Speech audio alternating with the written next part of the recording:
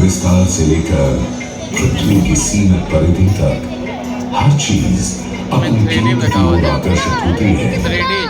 इस पृथ्वी पर एक ऐसा केंद्र है जो न केवल मानवता की आस्था और भावनाओं को बल्कि उनकी आत्मा की गहराइयों को भी अपनी ओर खींचता है।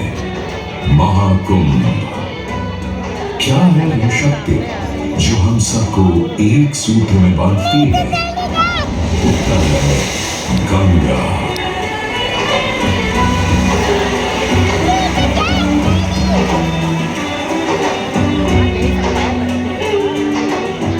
किंतु गंगा क्यों? क्योंकि गंगा कोई नदी नहीं है, आस्था की अविरल तरल धारा है गंगा। विश्वासों की वाहिनी, संस्कृतियों की सरिता है गंगा। और इस स्थान पर इस प्रयागों के राज में श्वेत रंगा गंगा का संगम होता है अपनी दो बहनों श्यामल वर्ण यमुना और अदृश्य सरस्वती से। और इस त्रिवेणी संगम के कारण ही यह जगह इतनी महत्वपूर्ण हो जाती है। गंगा के उद्गम के बारे में जो पौराणिक कथा प्रचलित है वो बड़ी ही रोचक और मनमोहक है। तो आइए क्यों न आज हम आपको गंगा अवतरण की कहानी सुनाएं, दिखाएं। दानी था राजा बलि पर करता था दम, पूरी पृथ्वी पर फैला था उसका ही आतंक। उसके आतंक को रोकने विष्णु ने धरा एक रूप, 52 अंगुल का बौना बनकर पहुंचे जहां था भूत।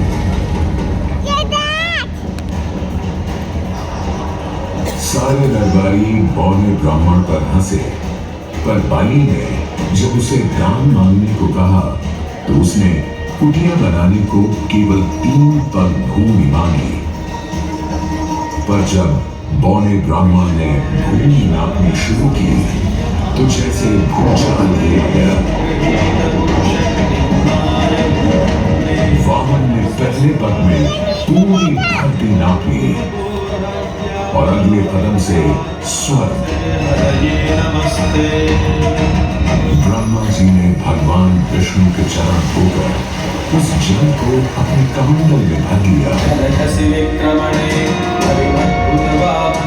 और अब वामन अवतार ने अपना तीसरा पग बलि के सिर पर रख उसे पाताल लोक भेज मुक्ति दे दी।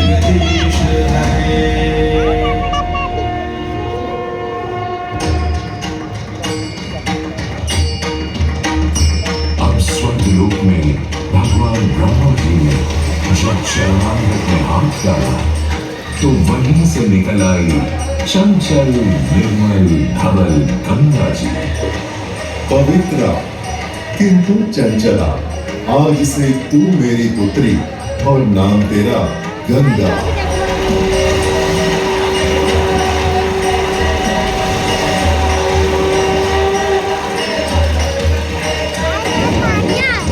उधर कुछ समय बाद सतयुग में इक्ष्वाकु कुल के सूर्यवंशी राजा सगर ने सारे संसार को जीतने के लिए एक अश्वमेध यज्ञ का संकल्प किया। सुने सुने सुने सब सुने, यह चिन्हित पूजित धवल अश्व जहां भी जाएगा वो भूमि राजा सगर की मानी जाएगी। यदि किसी ने इस अश्व को रोका या पकड़ा तो उसे सगर के 60,001 पुत्रों और उनकी लक्षाधिक सेना का सामना करना पड़ेगा। सुने सुने भूलोक में सगर का अश्व अजेय अपराजेय बढ़ता जा रहा था और स्वर्ग लोक में बढ़ती जा रही थी देवेंद्र इंद्र की दुविधा। डरकर वो अश्व को रोकने की युक्ति लगाने लगे। इंद्र ने राजा सगर के उस घोड़े को चुरा लिया और छल से महर्षि कपिल के आश्रम में बांध दिया। घोड़े को खोजते हुए राजा सगर के 60,000 पुत्र महर्षि कपिल के आश्रम में पहुंचे। वहां घोड़े को बंधा हुआ देख क्रोधित पुत्रों ने कपिल मुनि को घोड़ा चोर समझा और उन्हें अपशब्द कहने लगे। वाचाल कुमारों, यदि कपिल ऋषि ने खोली आंख तो तपस की युगाग्नि से जलकर तुम सब हो जाओगे राख।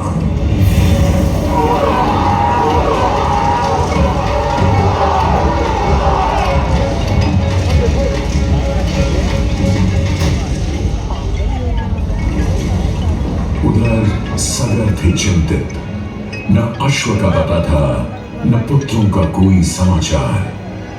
पिता का दुख देख पुत्र अंशुमन चल पड़े खोज पर।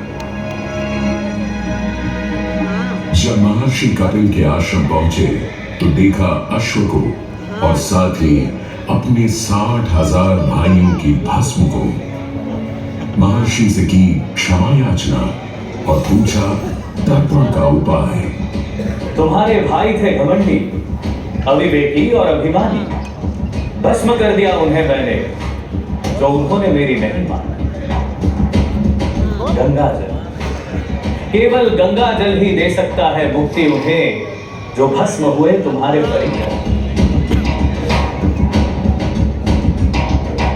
अंशुमन को अपने भाइयों के तर्पण के लिए गंगा को लाने का बहुत मन था, किंतु किसी को राजधर्म भी तो निभाना था और राज भी चलाना था।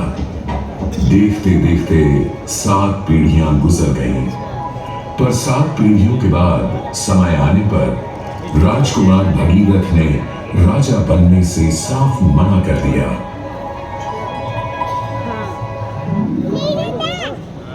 क्षमा कीजिए, क्या ये आवश्यक है कि राजा का बेटा ही राजा बने? मैं पहले तपस्या और फिर ब्रह्मा से गंगा को मांग कर पृथ्वी पर ले आऊं और फिर उनके पावन पवित्र जल से अपने 60,000 पूर्वजों का तर्पण करूं। दिन वर्ष बदले, ऋतुओं की हवा बदली, नदियों के किनारे बदले, किंतु नहीं बदला भगीरथ का संकल्प, गंगा उतरा।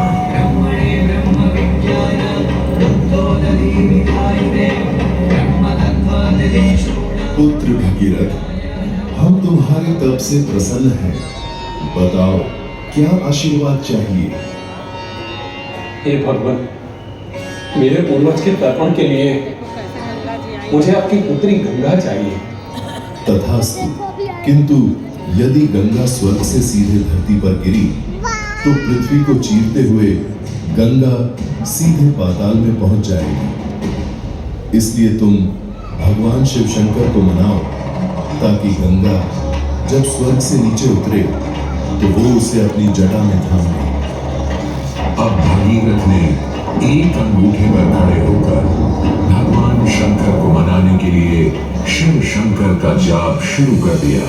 जय मन भावन जय पति प्रभावन शोभ प्रशावन शिव शंभो विपद विहारम अहम उदाहरण सत्य सनातन शिव शंभो सहज वचन हर जल जन जन वर धवल भजन कोई भी वर मांग लो आज। हे प्रभु, जब गंगा स्वर्ग से धरती पर गए तब आप बीच में उन्हें अपनी जटाओं में सांध लें, नहीं तो पूरी पृथ्वी नष्ट हो जाएगी। बस इतनी सी बात? ठीक है, ब्रह्मदेव से कहो शिव तैयार है, आने दो गंगा को, आने दो।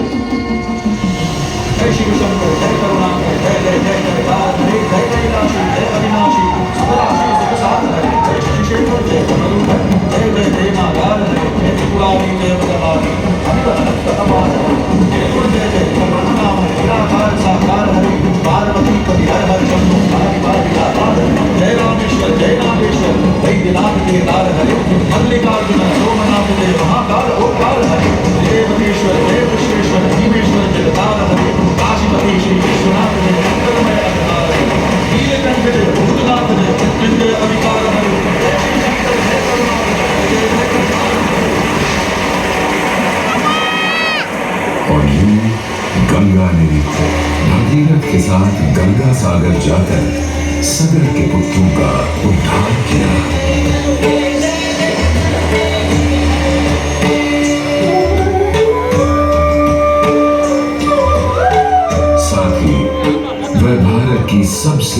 महत्वपूर्ण नदी बन गई, जिसका भारत के जीवन में धार्मिक, आर्थिक, सामाजिक, ऐतिहासिक अभिदान अनंत है।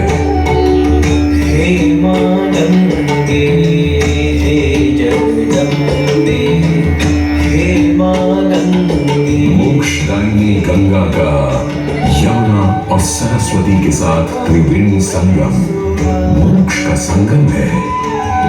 प्रत्येक 12 वर्षों में यह महाकुंभ का स्नान करता है सर्व सिद्धि प्रदान और देता है मोक्ष का वरदान।